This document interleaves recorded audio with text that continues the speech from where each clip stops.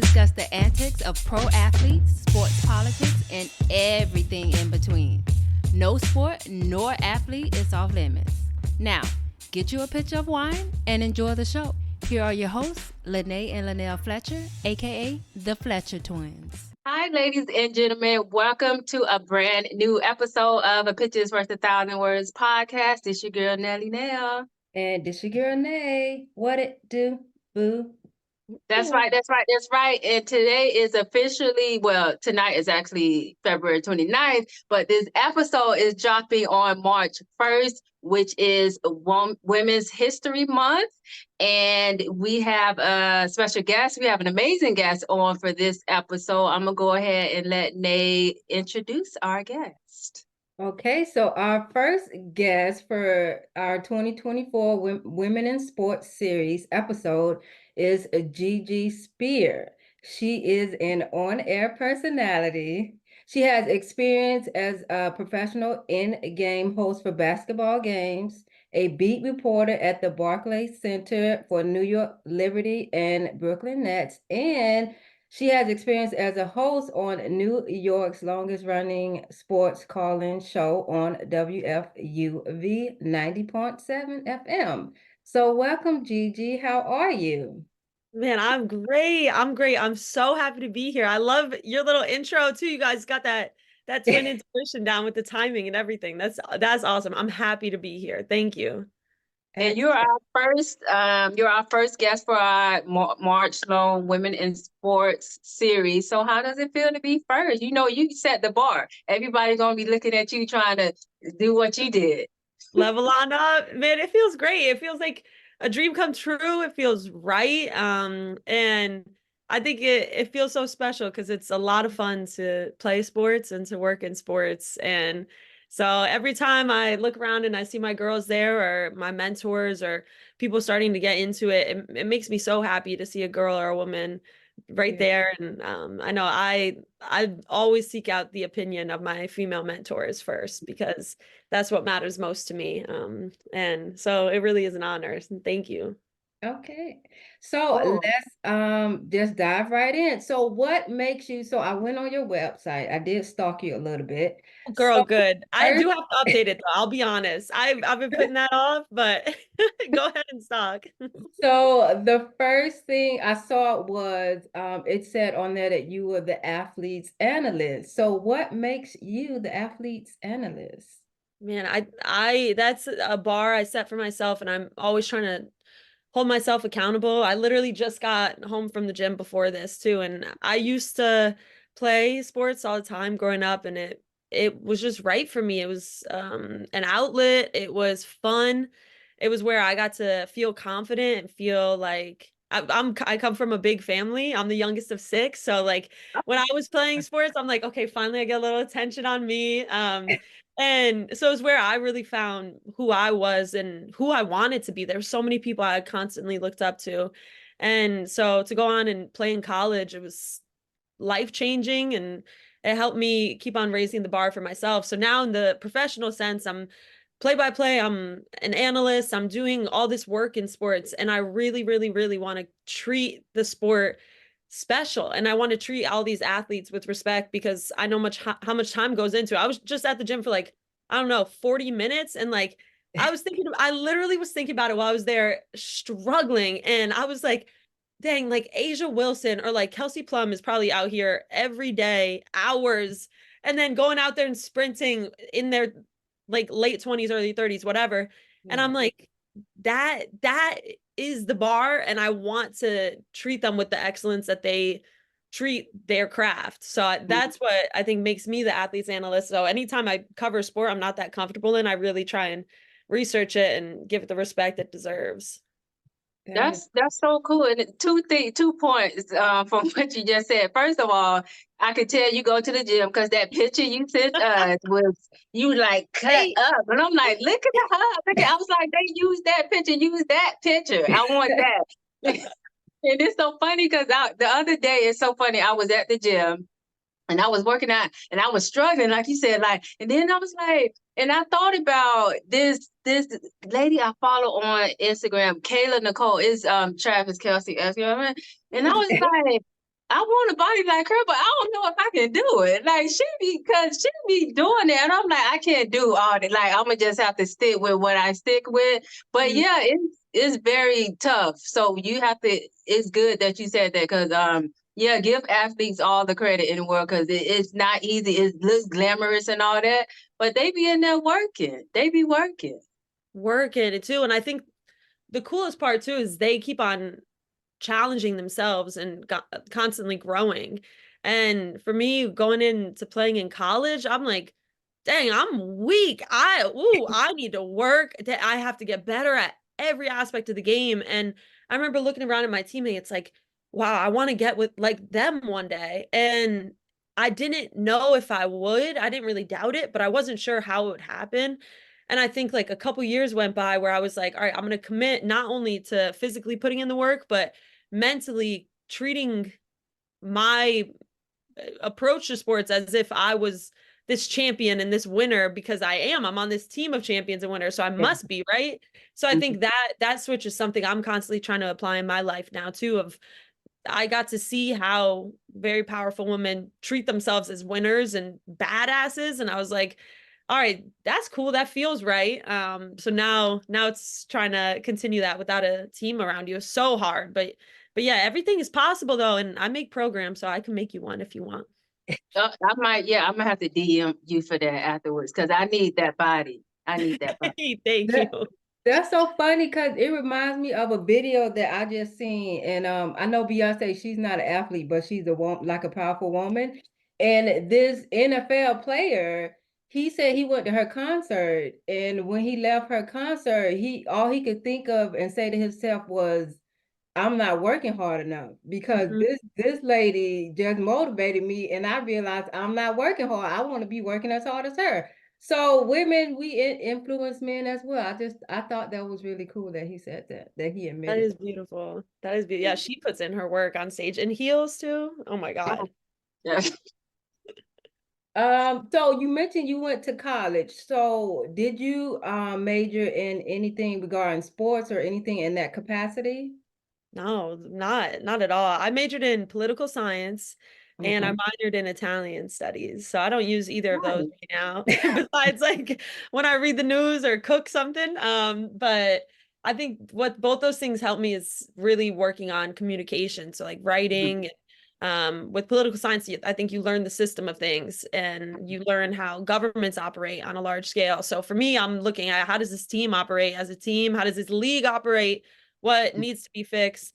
And so that's kind of where I'll apply that knowledge. And I'm going to go to law school this fall. So I'll continue like political science kind of route. And then I want to keep on like shaping the way I think about the world. I think that's going to be the best thing coming out from law school. But no, I did the radio station on the side is how I got involved in media in my extracurriculars, but no majoring. I wish. Sometimes I'm like, I'm learning stuff I wish I learned like sophomore year, but That's what we was like. If we could go back to college, we would get a more creative major. Yeah. So that's what she been telling her kids, like to do something creative in the arts and stuff, because it'll pay off for what sure. did you Yeah, guys major in?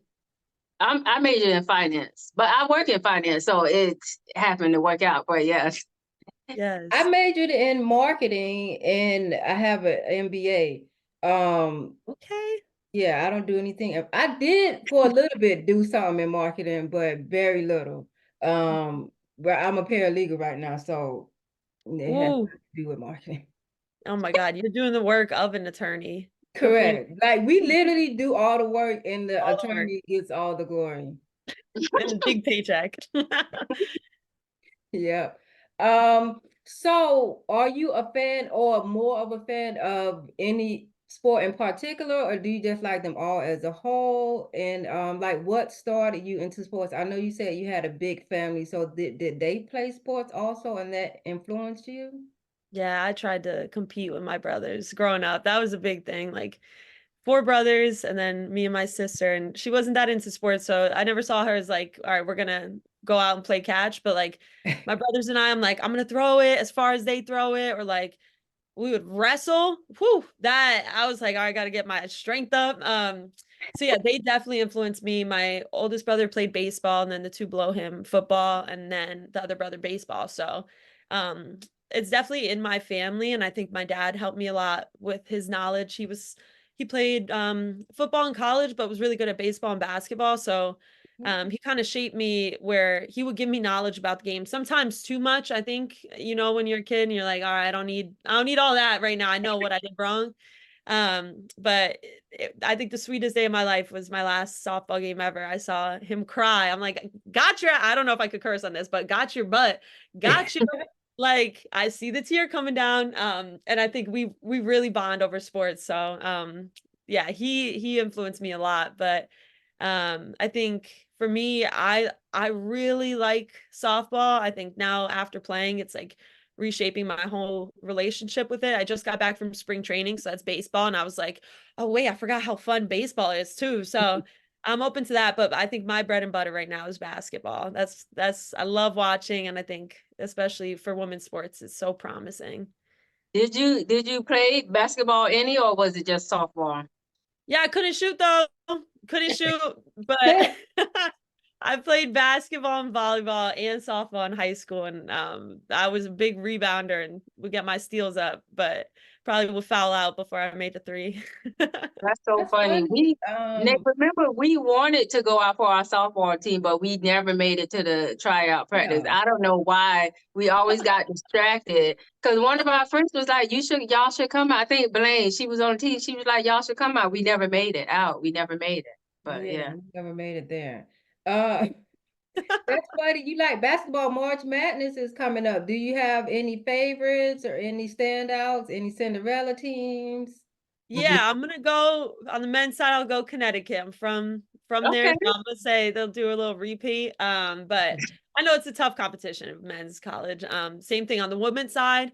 Man, it's gonna be a lot of shakeups, but I'll say it's really hard to beat South Carolina. Miss Dawn Staley's like one of the goats, and on, man, and I trust her. I'm gonna be at the Final Four, so hopefully I get to Nice. see the teams duke it out. But yeah, that's who I'll have. I think I'll make a bracket this year, but I don't expect to win anything. I would just kind of do it for fun and believe in the underdog. My bracket always crash and fails. Always. Like, Yeah. it's It's terrible. so funny. Nate, her favorite, well, I don't know if it's her favorite, but she always talking about Caitlin Clark. And today, I went to pick up lunch at a bar with my coworker. She ordered chicken. And they had the TVs on, and I guess Caitlin must have played last night or whatever. They were showing like all her highlights, and I was like, "Oh, this girl is something." And they be talking about it, and I'm like, "I've never seen Caitlin play." But then she also just recently set a record for like the women's college basketball in points or something like that. Yeah, no wonder she was on TV last night. I have this like work group chat, and they were blown up. They're like, Caitlin's has 6 threes in the first 11 minutes of this game last night. I'm like, she's crazy. I saw her play in person. Man, she's smaller, like a little bit scrawnier than I thought. She has a really good eye and keeps her assists up. People say, the defense, it's lacking, but like if she's going to give me a 40 piece every night, I'll have her on my team for sure. And yeah, she just broke a couple weeks back the NCAA scoring record, and then last night beat all-time women's college basketball record, beating Lynette Woodard, who had set it back in the day before the NCAA was acknowledged. So it was like yet another milestone for her. Going to be hard to touch her. And then she also said, I'm going to be declaring for the WNBA draft. So not saying another year at Iowa. So yeah, it's going to be dope. I think the Indiana Fever will pick her up. She'll play with Aaliyah Boston, but she's so special. And I feel like so lucky to be seeing what she's doing right now. And I'm happy I saw her in person because I was like, oh, this is for real. She lights it. I'm just like, wow, where is she? Why is she not scoring? I looked up, she had 28 points. I was like, where'd those come from? What? That's so funny. And since we talking about the basketball, Nate, you could get to your question next. But what did you think about the NBA All-Star was a couple weeks back? What did you think about the special 3-point competition between Curry and Sabrina? Dude, okay. Again, I'm like flexing right now, but I'm happy. I'm like trying to find ways to get to everything. I went to that. Flew out Spirit Airlines. I didn't tell anybody until now. I'm breaking news. It was Spirit Airlines. I was like looking around like I'm meant to be here, but I definitely had to like sneak this bag on. Anyway, So I got there, loved it. And I was like, I'm here for Sabrina versus Steph. This is going to be crazy because she had beaten his record last year, WNBA All-Star, 37 points. I've been following her for years. My first beat reporting gig in college was meant to be for the Liberty before COVID canceled their season. So I've been following along, seeing her in person and getting to know her as like this killer instinct player. So intimidating, so nice every time to media, and someone who really thinks about the bigger picture of her legacy, I think, a lot. So I know it was a lot of fun. Steph was her idol growing up. She's sitting courtside, or not courtside, but she was sitting pretty much front row at these Golden State games growing up. So he shaped her game. And then she's at 25 years old playing against her mentor on like this grand scale. And so I watch her splash, splash, sink the whole first basket, sink the couple first balls of the second rack. And then she started to get tired, it looked like, but then she picked it right back up and streaked till the end, made her last money ball. So I was like, okay, that was a perfect setup where it's like, man, it's impressive what she does. And also Steph did what Steph does too. And he just happened to sink a couple more money balls than her.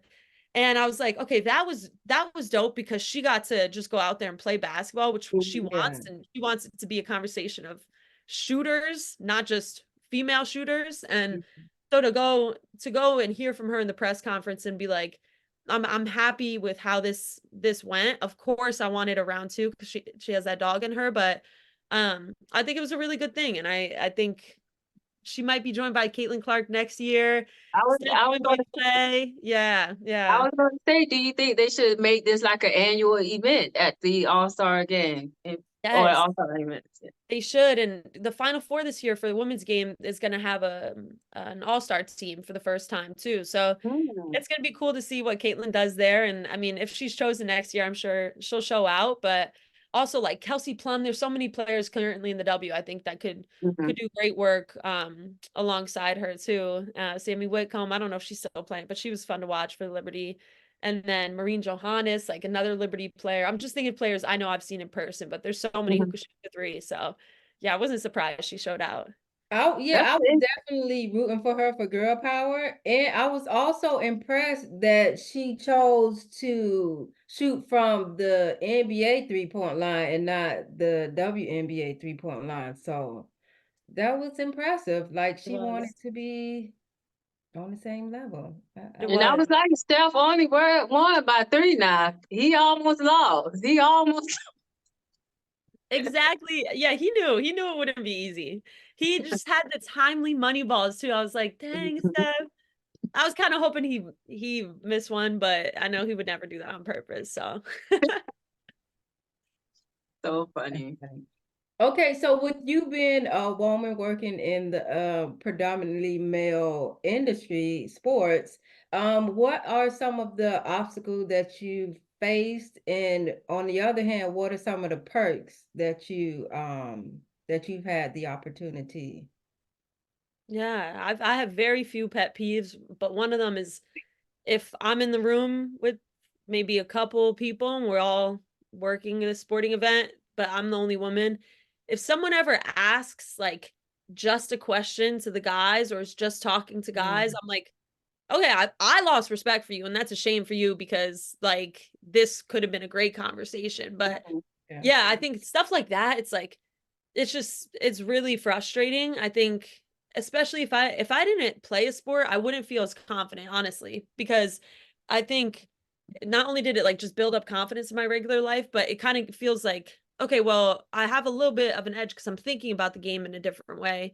And I always feel like I could contribute because of that. But that's something that's super frustrating. And plus, sometimes I really don't care about the guys' sports. So practically, it's just like, oh, I kind of had to force myself to start liking football in order to get in these conversations. They're going to be year-round conversations around football. And sometimes I got to kind of pretend that I really care about it, but sometimes, I actually do care. But I think that's what's frustrating too, is I want the discourse around women's sports more, but the platforms aren't sustained, I wouldn't say, as much as they are for men's sports. So that's just a practical challenge. The best part is what I said before, though, is like looking around and say I'm at a game, the production crew female. The person doing the fan engagement, female. The in-game host, the players, the coaches, female. Like, this happens all the time. My fellow, that sound like president, but my friends and I, my sisters in this industry, I'm so proud and I'm so happy I have mentors to look up to. So that's the best part. And like, just being all in it together, and I think uniting over something that is fun. I think as women, we should have fun more than we do. I think we are the ones that have to take life very seriously a lot of the time. So to work in sports, I think it's really coming down to, it's like inner child healing, really, and having fun with your girls. So that's the best part. That's cool. And you mentioned mentors and people you look up to. So what was the best advice you got along this journey of being a sports analyst or athletes analyst? Ooh, thank you for that. I constantly getting advice. I would say nowadays the best advice is practical ones of, you're using this word too much, or change your hand placement on the mic, like super practical things that I feel like really women are detail oriented and notice, and I really trust my mentors to tell me and give me the honest truth. If I sound stupid one day, tell me that. But yeah, I think that's constantly changing. I would say the best piece of wisdom that I would want to put out there is from my friend Isis Young, who's definitely going to be the next big time reporter, ESPN. She's already doing games on Fox, ESPN, CBS, everywhere. Basketball. She played professionally, played in college. Anyway, she's awesome, and she said this quote one time: "You can't complain that there's a lot on your plate when the goal is to eat." And that's something I got to keep on feeling on a deep level, I feel like, every day. But that's probably the thing that keeps me going, is like, I'll look at my schedule, dang, I'm busy. And then I'm like, oh, I'm so lucky to be busy. So yeah, that's a good mindset shift. That's great advice. Great advice. Nate, do you have your next question? I think we went. I think we went through all of mine, and you took one. Oh, well, Oh, then that no, I means do I have have one some more. more. Sorry. Oh, okay. So how are you able to do, like, balance your work-life balance, like I don't with know. the gym, work, and social life? Boyfriend.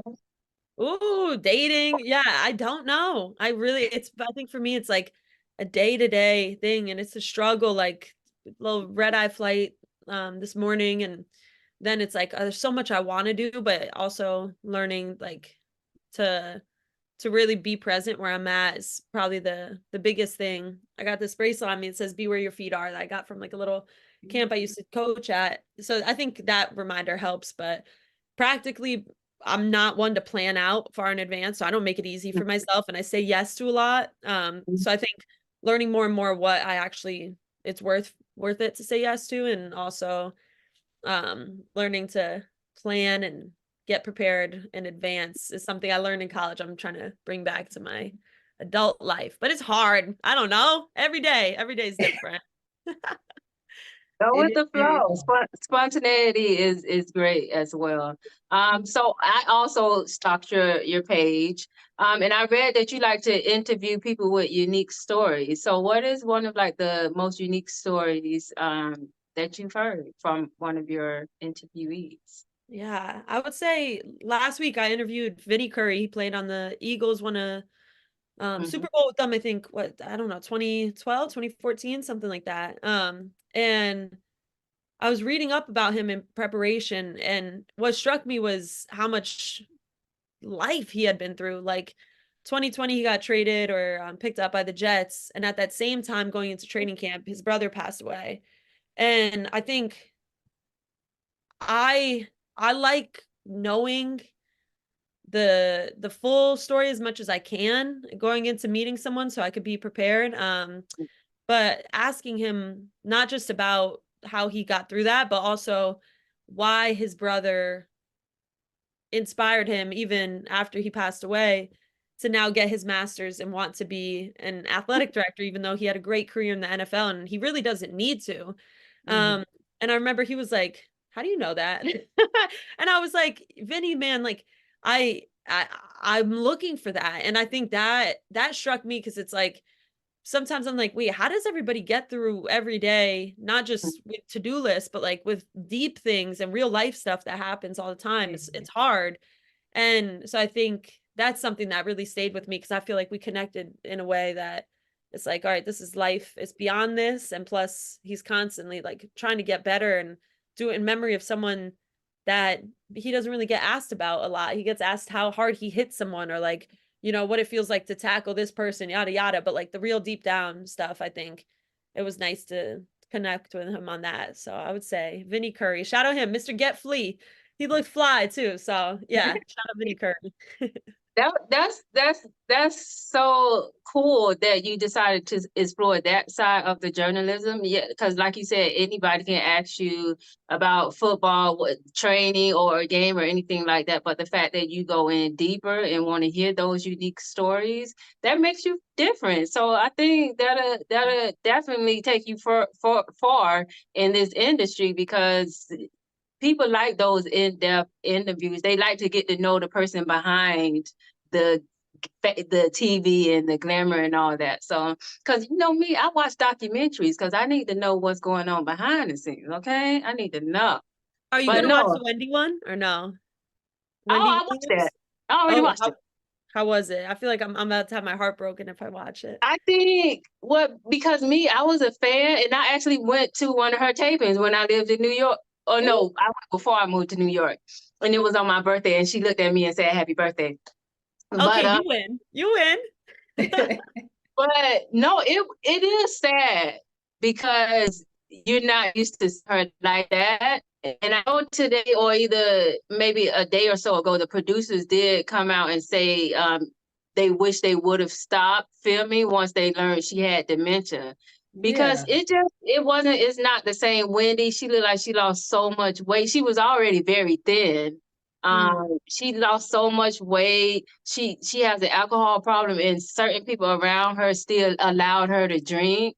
And it's like with the guardianship account, her family isn't over the guardianship, so they have no say so. But every time she's with them, she's okay. But once she go back to New York, it all goes downhill because she has a bunch of yes people around her. So right now, supposedly she's in like a facility. So I hope she's getting better, but it wasn't a good look. Like, so you might be sad. You might be sad. Yeah. Yeah, it's crazy they went through with that. But thank you for that Yeah. summary. It's like everything I've heard about it, it's a little too much. And it's like, why would she want to ruin her image? Or why would people around her want to ruin her image in this way where it's like she just needed help. So yeah, no, that's tough. But I think I might watch that to kind of learn, you know, you learn what to look out for and stuff too. Yeah, that's true. I think also they want to shed a light on the corrupt guardianship industry or whatever, but also shed a light on dementia. Because they didn't know at first, like even her family didn't know.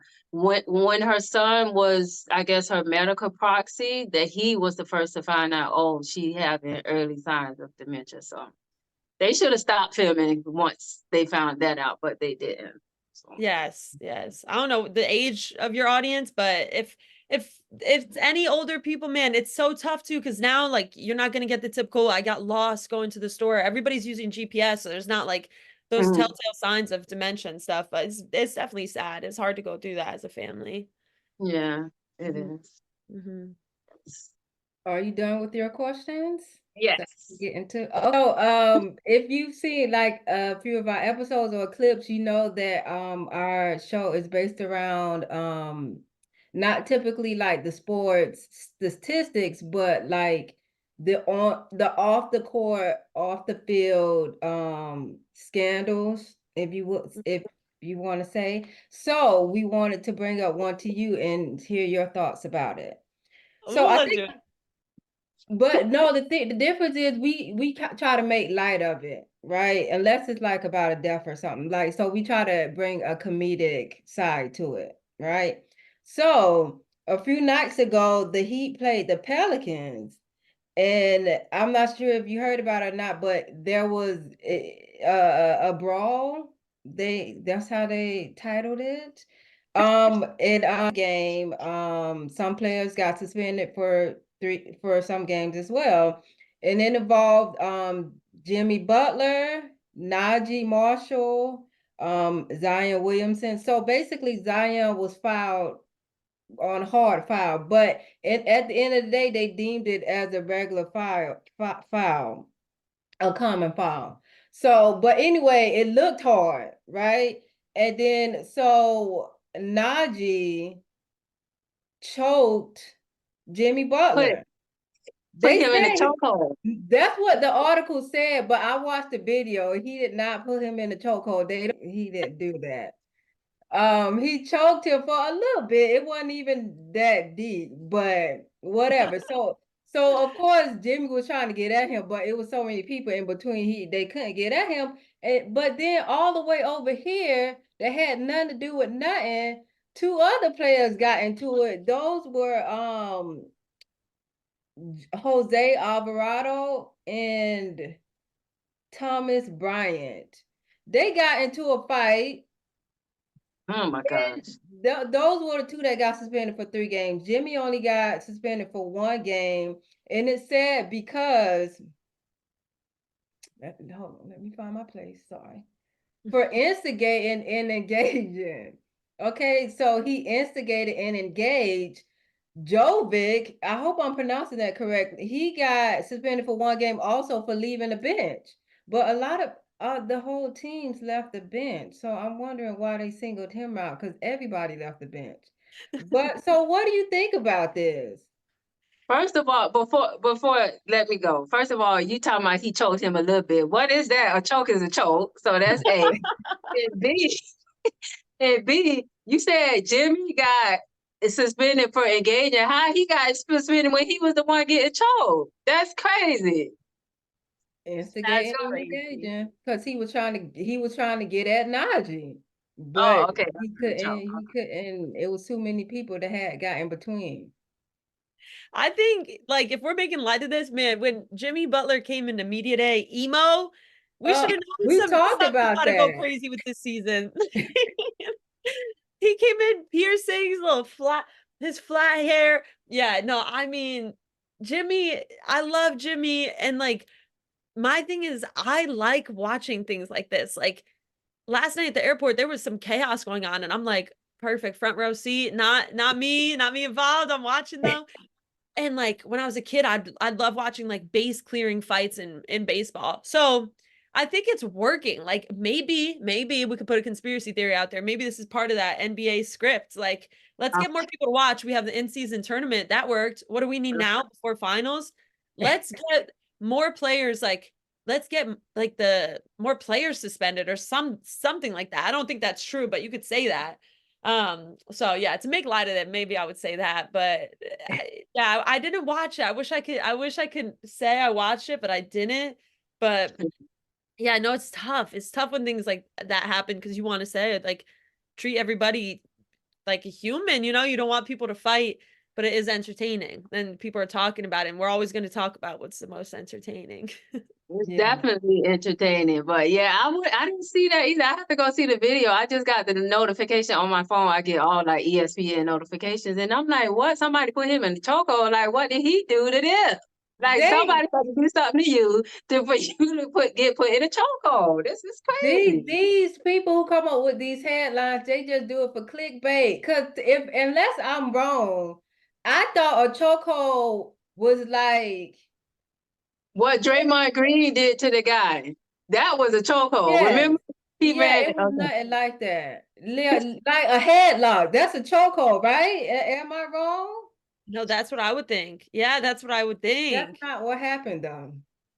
So whoever wrote that, I guess they did their job because I went and saw the video. They did do their job. These websites really do their job. Same thing. I get those notifications. I'm like, wait, what? Or like, I, like just the least amount of information as possible. And so I got to click on it sometimes. But no, that's crazy. That's crazy. Zion too. Like we got to say it started with Zion, and I mean he's big. Like I was for about to it say to look like a foul, a yeah. tough flagrant. He had to go hard. So again, No, Zion. somebody fouled Zion. Mhm. Zion fell on the Exactly. floor. Okay.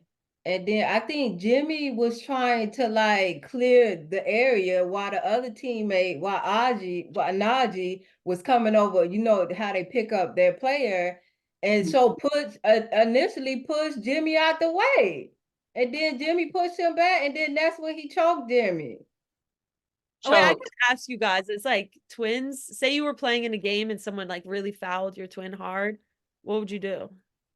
we'll I be would be on the brawl court. like the Pistons and the Pacers. That's what will happen. Oh, somebody in the audience, speaking of that, somebody in the audience threw, because they were at the Pelicans place.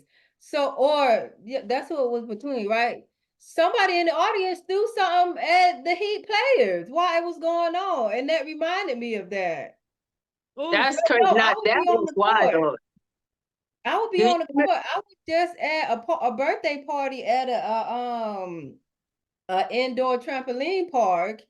And I have 3 kids, right? So my girls were all somewhere playing, but I could see my son was on the basketball court. And he's 8, but he's small, right? But he's he's small. like really small. Like oh, oh, And he'll so shoot I up. can see him on the basketball court. So I'm just watching. There's a worker standing there that's supposed to be working, but is doing nothing. And my son and another kid, that's not from the party that we're there for. They there for a different party. They're fighting over the basketball, right? And like literally, like neither one of them was letting go. And then so I saw that it was starting to get a little rough. So I stood up because I know Braylon Small. Like this boy can play. Oh, good name, Braylon. I had a Braylon growing up. Oh uh, yeah, because he's Brooklyn's twin. So I tried to match it. Oh, you Kind killed it. Hmm. From I think I named from Braylon Edwards, the football player. That's how I got that. Oh, she And stole. First of all, since you brought that up, she uh-oh. stole. That was my baby name because I was obsessed with Brandon Edwards, and in my mind, I was going to marry him and name my child Brandon Edwards Jr. Right, and Oh, then fun. also Braden's middle name is Tyler. That's my favorite name of all. So she stole 2 names from me because I don't have any kids yet. So I guess I'm out of luck. well, I needed a match with because Brooklyn's middle name is Taylor, like from Taylor Swift. So I needed a match. So Brooklyn Taylor, Braylon Tyler. It had to match. So It it's matters like you claimed it first as yours, but that's crazy. she You stole did mine. you low-key had ownership over it though. You claimed it. No, I claimed she it. She never knew told me that. I literally was obsessed with Braden Edwards from when he was at Michigan. She knew it. But go on. Anyway, Now I gotta go whenever I get pregnant, I'm gonna come to you because I got some names written down. I read them the other day. I'm like, why'd I write this down? Why I opened up my notes app, Shaban. I'm like, what was I thinking? what? Shaban. Like very Irish name. And then like I put Lake down. I would never name my child Lake. That was like 2 years ago. I don't know what I was thinking. So when it happens, if it happens, I'm coming to you because I'm gonna need some help. Okay, so as I was approaching the basketball court, because I didn't want it to get no other than what I was already watching, Braylon finally broke away from it. So he ended up with the ball and like kind of rolled over because they were on the ground at this point. He got the ball and kind of rolled over, and the other boy tried to kick him as he was rolling. And I was like, what is going on? And I was about to go on the court. If he would have kicked him, I'd have went on the court. First of all, I'd have yelled at the worker for just standing there looking, not doing anything. And then I would have yelled at the 8-year-old boy because what are you doing? You don't kick Yeah. people. No, it's great. Whenever something happens, people want to just add a little something, whatever they can in. Like that's crazy. It's kind of like you saw the video of Dave Chappelle. He fell, and then his security guard fell too, trying to go save him. Or yeah, no. Dave Chappelle, he didn't fall. He got tackled on stage by a fan. Yeah, Security okay. guard's running out, has the worst shoes on, slips, falls, and then someone else falls on the security guard. It's like, dang, like when one thing goes wrong, many things go wrong. So that's crazy. But Braylon got the basketball, so that's good. Yeah. So I Okay. was I hope he good didn't with get that. he didn't get kicked though, right? Like for No, real.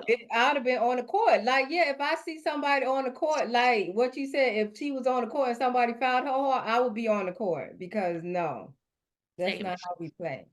Same. I'd be ready. But I was proud that he got the ball, though. I was proud. He's a point guard then. He's a true point guard. He lets people fight for him and then he'll find the ball. Okay, so to close out every episode, we do a highlight of the week. And since this is coming out during Women's History Month, we want to highlight women, of course, in sports. So I hope I don't butcher her name. I did kind of Google it and listen to the pronunciation, so I hope I got it right. But so we want to highlight Tanya Bonamati. Tanya, she plays soccer from overseas. Football is what they call it. So basically, ESPN reported a couple days ago that she's on top of the football world. Because over the past year she's won 4 major awards. And so they include the Women's World Cup Golden Ball Award. She was the winner. The FIFA, she won the best women's player. Okay. The UEFA Women's National League MVP and the Ballin Dior Feminine winner. So she won those. I hope I pronounced those correctly. She's from overseas, so I don't know how to pronounce a lot of those words. I think she's from Germany. But so she won like the 4 top awards within a 12-month span. So we want to highlight her and congratulate her for that, because that's a very great accomplishment. Now, before we close it out, Miss Gigi, do you want to go ahead and first of all, tell us what's up next for you, any of your goals or anything in the pipeline, and then give our viewers, our audience, your social media or any way they can connect with you. Yes, yes. And shout out that player too. I just got like a little women's soccer player sports card deck. And so like I'm trying to learn the players. It's like their accolades and their teams and stuff. And it's cute. And I think it's gonna be a good way to get to know the sport because I never watched soccer. So shout out her. You gave me someone else to look into. But yeah, a lot of stuff in March coming up. Like I said, I'll be at the Final Four. I'm see what I could do come the big game for women's college basketball. Maybe I'll be there. But I'll be reporting for the Next, and you can find all my daily work at the Next Hoops on Instagram, TikTok, and every other Thursday I host a women's basketball podcast called Locked On Women's Basketball, and there's so much to talk about. So awesome guests coming up, and it's been a great way to stay involved covering the sport. I'll be covering the Northeast Conference, so that's Sacred Heart University, LIU, FDU, teams like that. The women's basketball tournament semifinals on March 14th on Yes Network. So if you got that, tune in, see how I do covering that, and then I'll be getting back into softball this month too. So doing play-by-play and broadcast analyst work for different colleges throughout New York. So that's going to be fun. And then I'll host a couple games for Fordham basketball, and then I'll host a basketball game where washed up players are going to come back and play. So like former collegiate athletes are going to come and play, and I'll host that, maybe get a bucket or two myself. But yeah, that's what's going to be coming up. And in mid-April, I'm going to be at the WNBA draft, and the day before I'm hosting a women's basketball event called the Past Presence, like present, how you present yourself, like presence and future of women's basketball. Cheryl Swoops is going to come speak, and locking in cool speakers from all across the women's basketball industry. So I'm excited to have that space for the women's game. But yeah, that's what's coming up. Maybe I'll add some stuff. We'll see, but I'm so happy to be here, and you can find me on social media at X Gigi_Speer. Same thing on TikTok. And then Instagram's weird, but I'm sure I'm tagged in your stuff. So it's GG's with 7 eyes. So good luck typing that in. You have to work for it, but yeah, appreciate it. Speaking of your Instagram, is that you in your picture? No, and I won't change it. It's young Harry Potter from, I'm not even like that. Actually, no, I am. I like Harry Potter. Let me not even try. I will claim it. But it's this video from the extras, and he's so funny in it. And I was like, this video makes me laugh every time, so I'm gonna make it my profile picture, but I know I got to work on my branding, so maybe it won't be that one day, but hopefully it will be for the rest of my career. Yeah, that's not me. That's funny. Well, yeah, we're going to tag you in all of the videos that we post. And also, you booked and busy, girl. You no wonder you don't got no life balance. You busy. But you young. And I'm trying, but I got my friends visiting me though. They like, that's what keeps me sane is I love my friends, and I talk to my family every day. So I work in my balance, but you're right. I was looking at my schedule. I'm like, all right, this is gonna be, let me stretch or something. This is gonna be a tough one, but yeah, it's But it's fun. It's fun, and you enjoy what you do. That's all that matters. You're happy and everything, so that's all that matters. So cool. Thank you so much for joining us. It's exciting. You were a great guest to kick off our series. I had a lot of fun. I'm honored. I had a lot of fun.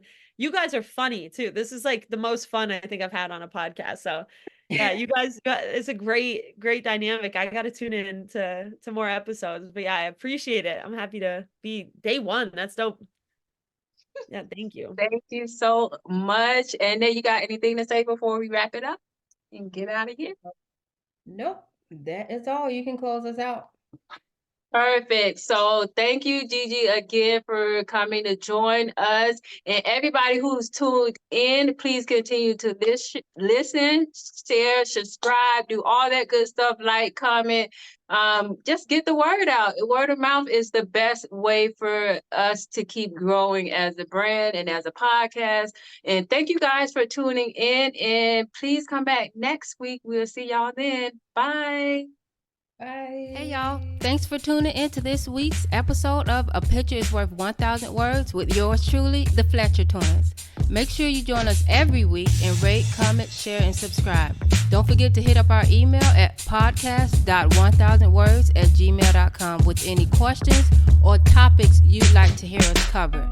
Also check us out on IG at the Fletcher Twins and Facebook at A Picture is Worth 1,000 Words.